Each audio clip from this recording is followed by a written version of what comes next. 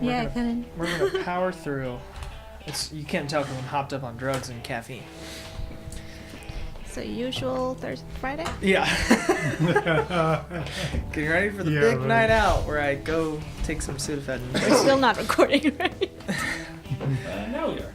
No, yeah, he'll find something that I say that's inflammatory to throw into the intro, and then the music will play, and we'll start the show.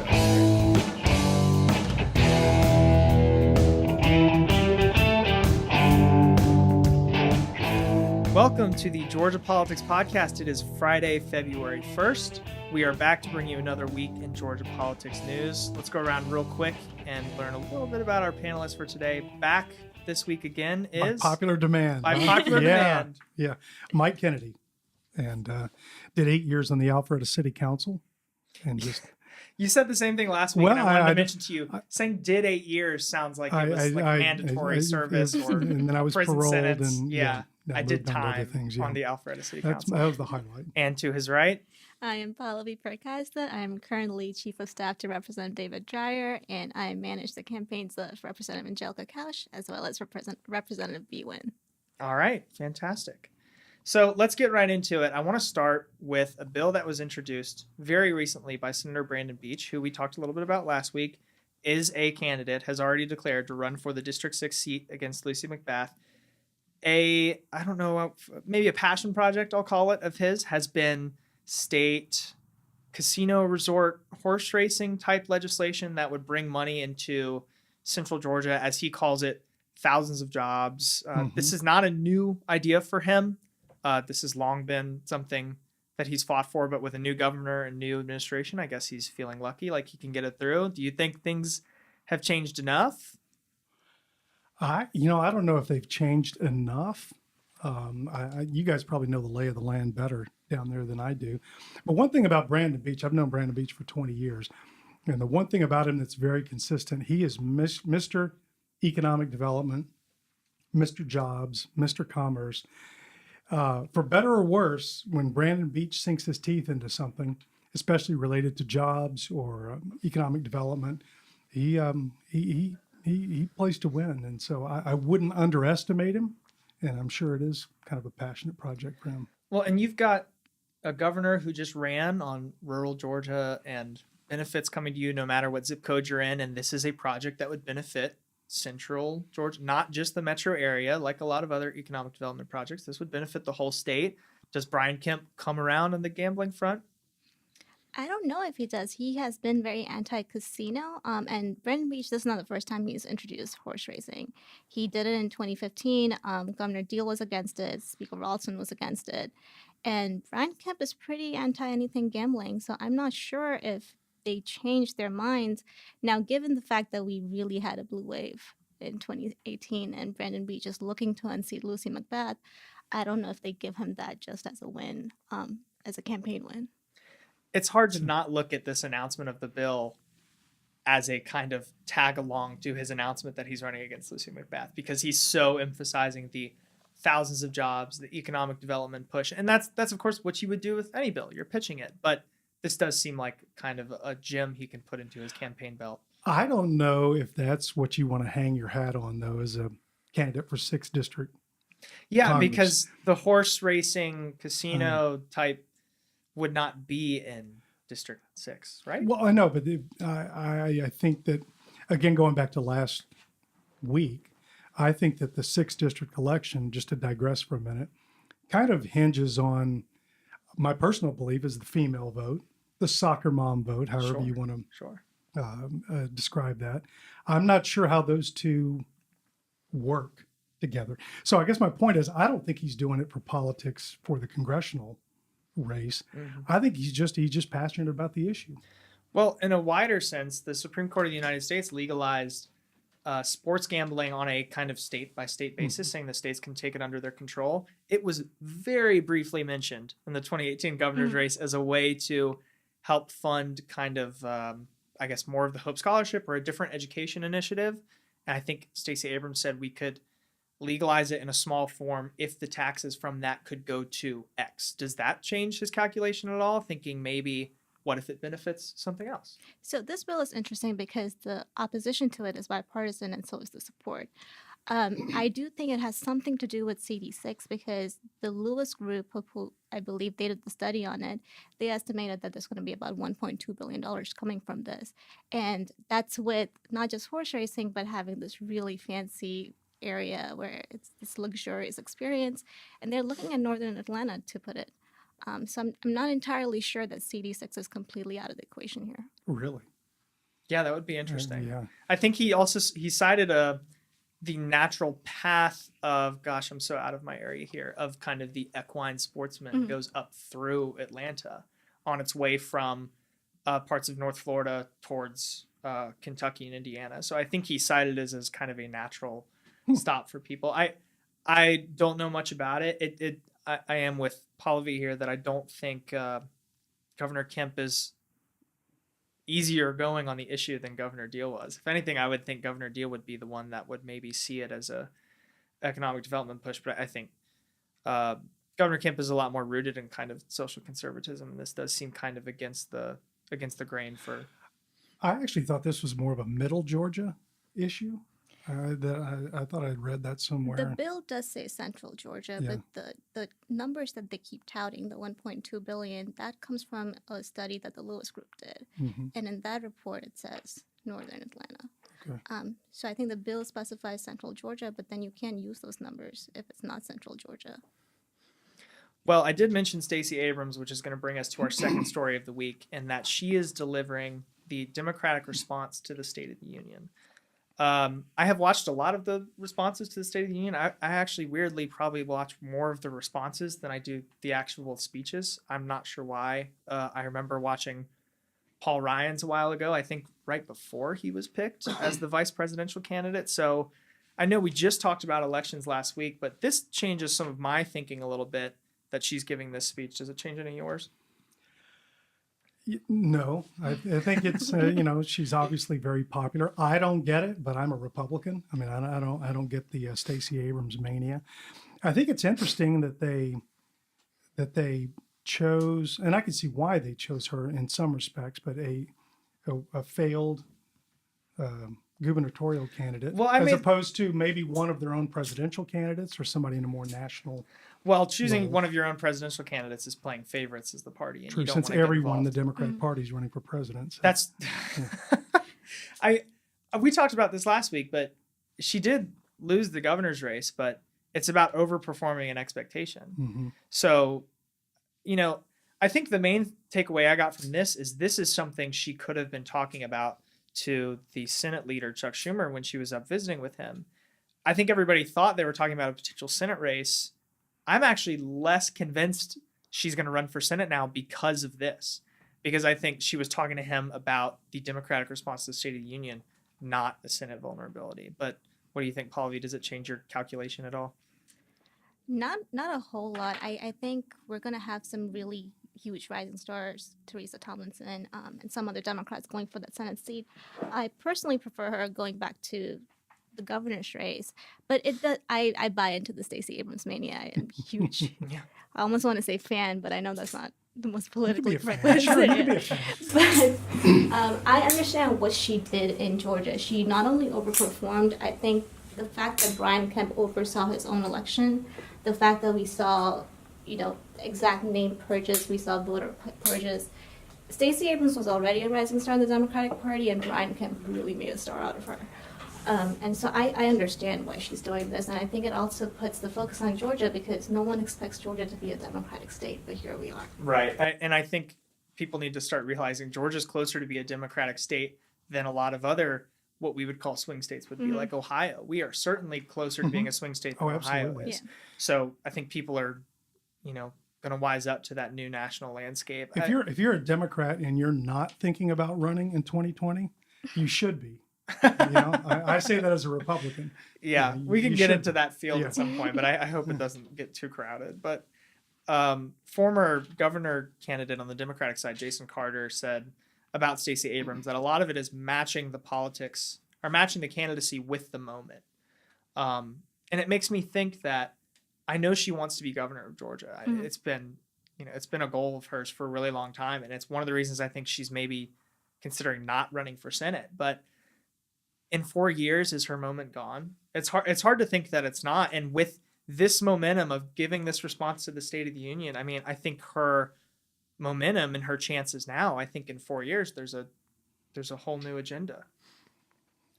It would seem, I'm not an expert on this, but that's never stopped me before. If I were her, if she really wants to be governor, I would wait it out 4 years and do it in 2022, because if you lose the race for governor and then you lose the race for Senate, then you're a two-time statewide, I don't want to say loser, Yeah. but you've lost 2 statewide elections. Loser in the technical sense, not the right, character sense. Right. Yeah. Maybe you back up, and if that's really your goal, maybe she skips the Senate race and runs for governor. She's also running an ad during the Super Bowl. So it just seems like the moment, the candidate matching the moment, seems like this is it. So I think the Senate run has to be there, or else what is this? I also think she makes a really attractive vice presidential candidate. I think that could definitely be it. Like I said, I think Paul Ryan gave his response right before the Mitt Romney candidacy, where he was picked as vice president. It could be right after, maybe I'm wrong, but Well, now, way back in the day, I used to be an advertising guy, among many other things. And, when people are buying advertising, you don't want to buy advertising in places where your customers are not, right? But you're buying an ad, if you're running for governor of Georgia, and that's your sole purpose, you're buying an ad that reaches 49 other states and around the world. Right. That Probably seems the like most overkill. expensive ads in existence. It's the most expensive And ad for a governor's race. It's buying an ad to have hand-marked paper ballots, which Right. we're going to talk about in a second. But That's why I don't think it's necessarily a campaign tactic from her. I think it's coming from fair fight elections, and she's really trying to bring attention to the fact that there wasn't necessarily Governor Asterisk Kemp is what we call him sometimes. But I think that's what she's trying to do. She's trying to bring attention to the fact that Georgia didn't have the best elections, and so I don't necessarily see it as a Senate campaign run. She's just building on the momentum and making sure that the landscape for a 2022 run is fairer than it was last year. Wait a minute, you said who's paying for the ad? I think it's Fair Fight Georgia. Is her, that her organization that she founded after the election was over. So it is effectively the Abrams campaign team working for a nonprofit that is trying to affect voting measure changes, which we are going to get to in just a second. But before we leave this topic, Pallavi, do you think she's an attractive vice presidential candidate? Oh, yes. I absolutely love her, so I'm very biased here. But yeah, I think so. I think she's a Democrat who was able to get Hillary Clinton and Bernie Sanders endorsement. She has a way of bringing together both sides of the party, the moderates, the centrists, the establishment, if you will, as well as the left-leaning people. And I think she's someone who got a lot of minorities out. I mean, African-American voter turnout surged. She got about 81% of the Asian American vote. So she's someone who's very attractive as a vice presidential candidate. Well, I did see the Kamala Harris town hall on CNN. Was it a few nights ago? And I could see a Kamala Harris to me, they're not even in the same league. But so you think a Kamala Harris vice did I presidential? say that wrong? Did I say that incorrectly? That's possible. Kamala. Okay, go ahead. Well, so you're not as high as on Stacey Abrams as a vice presidential? No. If pick? you just between those two, from what I saw in the hour that I watched CNN, I think she someone like her would be a much better vice presidential candidate. Just my 2 cents. You take a vice presidential candidate that can win you something you didn't already have. Sure. Are the Democrats worried about California? I can't see why they would be. Right. So I think if you pick up Stacey Abrams as a possibility to maybe gain Georgia, but more likely to gain support from one of the Democrats' most voter surging communities, which is the African American community. So That's why you guys get paid the big bucks. yeah, let me know when you get paid the big bucks, Bobby, and you Still can hasn't tell happened me. yet. Yeah, you can tell me when you're getting the big bucks, and I'll go for them too. All right, well, let's move on to our last topic of the day, which is the voting machine debate in Georgia. This is incredibly complicated. We're not going to hit everything we want to hit in this small time, but real quickly, I want to start with what both sides are asking for, what the current landscape is looking like, for better or for worse, and what actual changes could be made before 2020, which is very close. So what do both sides want? Pallavi, do you have a good perspective on what the Democrats are asking for in terms of kind of voting machine reform for 2020? We absolutely want hand-marked paper ballots. What we saw in the last few elections was that people were complaining about their votes getting switched, or the fact that there's no way to audit a How vote. do they know that? You can watch. I mean, there are people who said they clicked on one name and the box, the check appeared by the other name. It happened this past year. It happened in the 2016 elections. There were many stories like that. And hand-marked paper ballots, when you mark it down, it shows a very intentional way of marking who you want to be to put in office, and there's a paper trail there. So I think Democrats are going to go very strongly for it. Also, it's cheaper. It just makes more sense. It's a lot cheaper. 50 million compared to 150 million. Mhm. And what Safe Commission wants is a computer generated ballot where there are barcodes. So if I as a voter vote for person A and then they print it out and I see this person's name, there's a barcode right above their name which only the computer can scan. Now if that barcode reflects person B, I have no way of as a voter to know if that truly reflects my vote or not. Mm-hmm. So it's just the best way. The only computer scientists on the Safe Commission backed up the hand-marked paper ballots, and the politicians went for ES&S. So let me clarify here, because this is a point where I might be a little lost on. But a voting machine that prints out a receipt of your ballot to tell you what your vote looks like, and then maybe the receipt, you deposit it just like you do right now, where you have the voting ID kind of card they give you when you log in. Is that not on the table? Kind of a combination of both for the Democrats, at least. Right. So it comes off as a combination of both, but it's not really, because you're looking at a person's name, but what the computer is scanning is the barcode. So if you can't read the barcode, you don't know if it reflects or if it lines up with the person that you have voted for. So what if you could have it not as a barcode, but as a, here's your vote for governor, name. Here's your vote for lieutenant governor, name. As a receipt. I don't know if that is one of the two options that's being discussed right now. It's not. But it seems to me like that's a natural landing place between what the two sides want. To some extent. So one of the main issues that Mr. Lee brought up during the Safe Commission is that technology is moving so quickly that putting in $150 million into computers where 2 years from now the technology could have moved on is a waste of money. Plus, that's where it's vulnerable to hacking. Anytime you use a computer, it's vulnerable to hacking. And that's why I think Democrats are backing paper ballots as strongly as we are. But aren't the current machines only hackable by someone who's in the room? Because they're not hooked up to the internet, are they? So someone to hack them would have to be in the room and install some sort of external hardware. Am I getting that wrong? That's not something I've heard before, so I can't comment on that. You guys are so much more knowledgeable about this than I am. Well, But trust I did me, Mike. read, I want to throw a question at you. I did read that they could be that the central system at the Secretary of State's office could be hacked, and then that malware could be spread into the system. Well, I think where this devil's advocate argument goes is that it is hooked up to the internet at some point. So I think the thing going for the Democrats right now is that paper ballots or paper backups, paper at all, seems necessary and seems logical. The idea that you can't go in and check a system to see if it worked, Mike, you're in the private sector. It doesn't seem like something that would fly in that part of town. What's that? A system that you couldn't check and make sure actually worked. Well, you would hope that you would have some fail safes and some. I mean, I have no problem with a paper receipt or pay. I don't know really why anybody would object to that. I'm for whatever works. Primarily, as a Fulton County resident, I'm for anything that would get returns out of Fulton County before 2 a.m. Well, if you could, we're going to get to that. We'll get to. We're going to get to that. But first, I do want to throw a question at you as Okay. as a Republican voter in the room.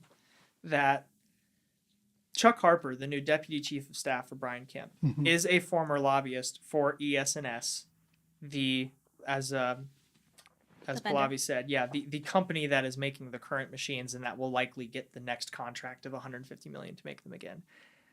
I think I'm a little too close to the situation to see how much of a concern that really is to people in the state of Georgia that a lobbyist for the former Secretary of State who advocated for these machines is now working in the governor's office and is going to have his former company's contract fulfilled again. Well, I think if you explain it that way, it certainly How else would you If you're explain it? truthful No, about I mean, it. that was very well. It would raise an eyebrow. Now, whether the average voter or the average Republican voter or Democrat voter, whether they, pay attention to that or it registers. Put it this way: if that is in fact the case, it possibly should have some oversight, and I'm sure oversight's built into the system somewhere. But I'm just not that familiar with that. It's built into the system, and this is the op-ed section of our podcast today. Okay.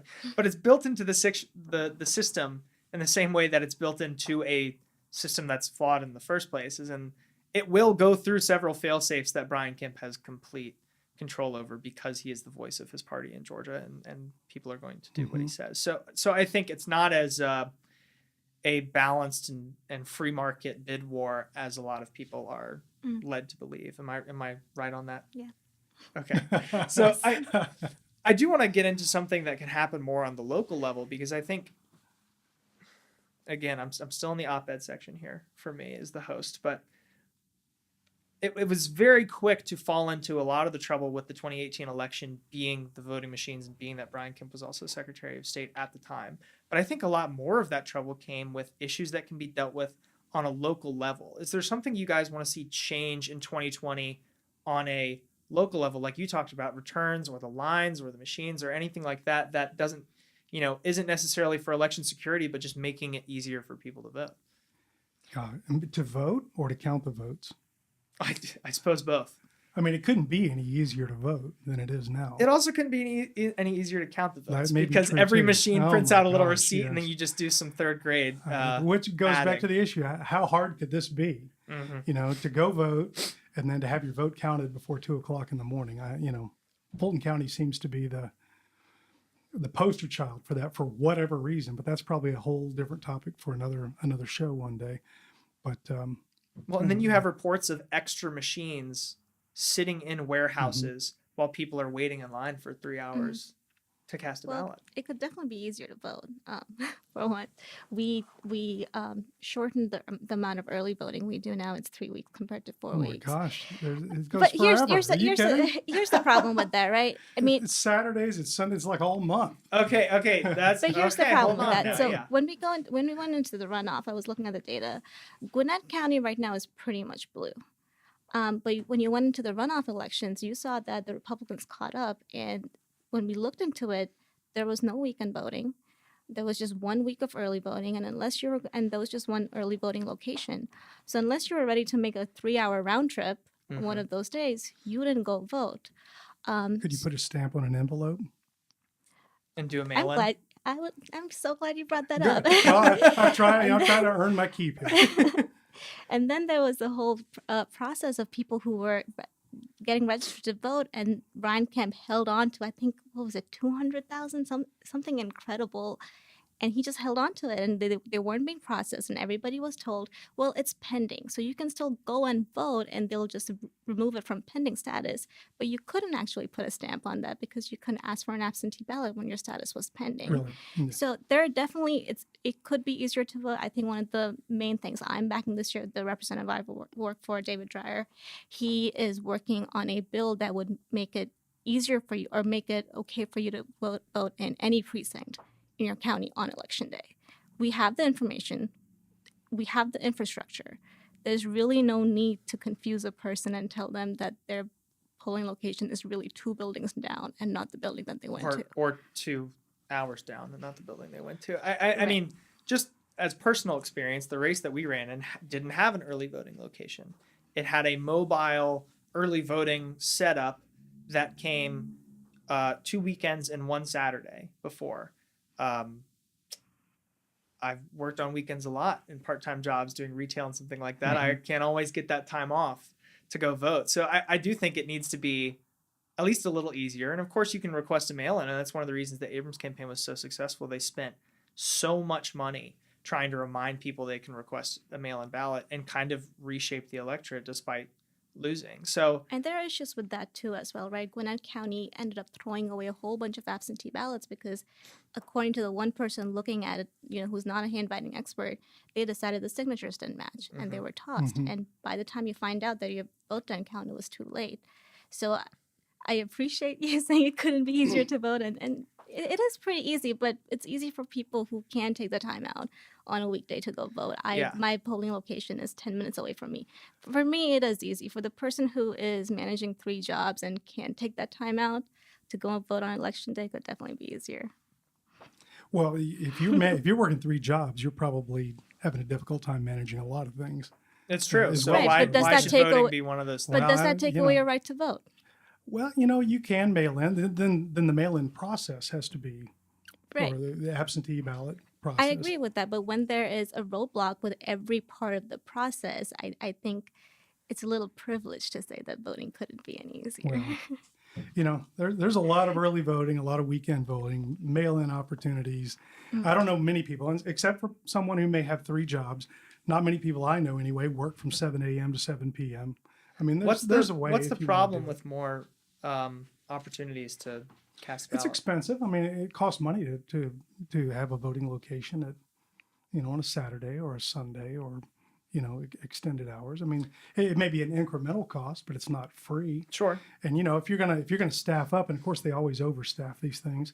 If you're gonna staff up and 3 people come in to vote on any given day, maybe you spend $500 staffing a location for 3 To people. not get a there return on is that a investment. reasonableness, argument there. If But that's- everybody was registered to vote, it could certainly save some cost on how to deal with registrations. Could we get you behind automatic voter registration? No.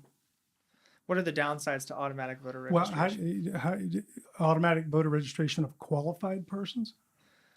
Of course, yes. Sure. Yeah, I guess we could get into what is qualified and what is not, but sure. That'd Let's be just say- fine. Would you be Okay. opposed to a U.S. citizen being automatically registered to vote on their 18th birthday through the DMV?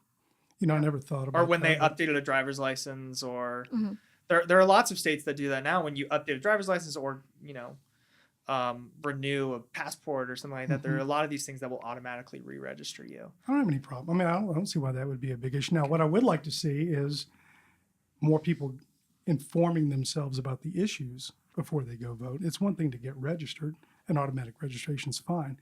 But, I think that there is a deficit of people who are adequately informed when they go vote. But And that's this is the conservative side of me coming out, but can you legislate something like that? You can't. But right. can you legislate I was, something like making it easier to go vote for people who have the right to vote? Yeah, we don't test a mental cognitive on a lot of things like that. I don't know. It seems, yeah, I agree with you that I wish everybody was informed and before they went to go vote, but I don't know. Yeah, I'm with Is- Pallavi here. I can't imagine that there's, anything that. We're gonna rename Mad this the about that. Pile on Mike podcast. That's no. Hey, look, I was on the Alpharetta City Council 8 years. I can take it. Well, Hit me the- with your best shot. I can take it. Well, it just, I think it's hard. It's a difficult argument of why, we have elections every 2 years. We get to do this Mhm. whole experiment on whether or not this is going to work every 2 years, and it seems like every 2 years people are waiting longer in lines than they had before.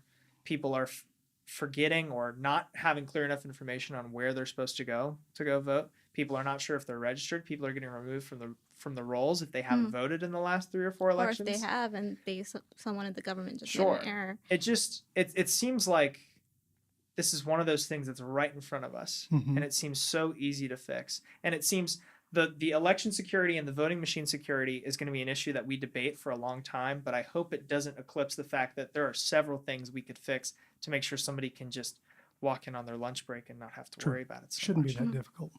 Well, I'm glad we all agreed Who on we do? that. So let's Look at that. close up the show here with what we're watching this next week. I know we've got the Super Bowl, but I don't want to talk about that any more than I have to. I'm barely looking forward to watching it. So I'll get us kicked off here with what I'm looking forward to watching and tuning in on this week. I thought we were done with Herman Cain, but it turns out we might not be. He's being looked at a potential appointment to the Federal Reserve Board, so I'm going to be watching that.